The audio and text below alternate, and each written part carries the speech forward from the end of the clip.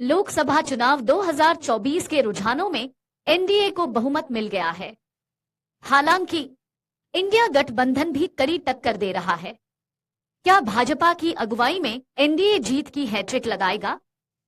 क्या इंडिया गठबंधन भाजपा के विजयरथ को रोक पाएगा? अब से कुछ देर बाद इन सभी सवालों के जवाब मिल जाएंगे। अगर अभी तक जो रुझान है ये नतीजों में बदलते हैं तो देश में फिर एक बार मोदी सरकार ही रहेगी। हालांकि अभी फाइनल रिजल्ट का इंतजार करना होगा। आज सुबह 8 बजे से वोटों की गिनती जारी है। आज शाम तक देश की 542 लोकसभा सीटों के नतीजे स्पष्ट हो जाएंगे। लोकसभा चुनाव 2024 के नतीजों की तस्वीर अब धीरे धीरे स्पष्ट होने लगी है।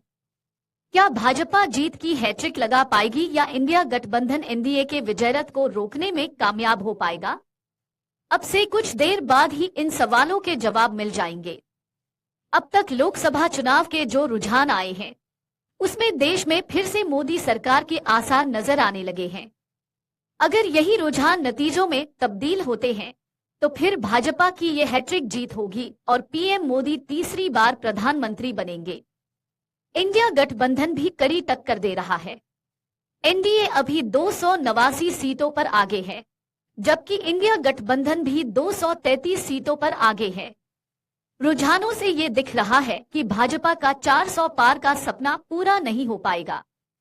लोकसभा चुनाव के पूरे नतीजे आने से पहले ही कांग्रेस ने पीएम मोदी से इस्तीफा मांगा है। कांग्रेस नेता जयराम रमेश ने लिखा, अपने आप को अभूतपूर्व होने का दिखावा करते थे।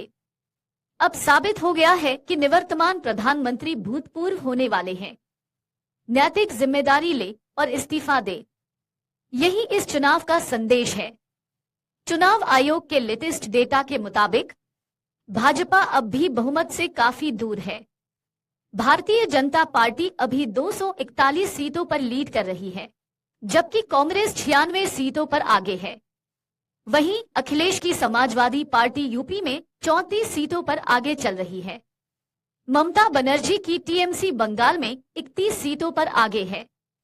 डीएमके 21 और टीडीपी 16 सीटों पर आगे है। नीतीश कुमार की जदयू 15 सीटों पर आगे चल रही है।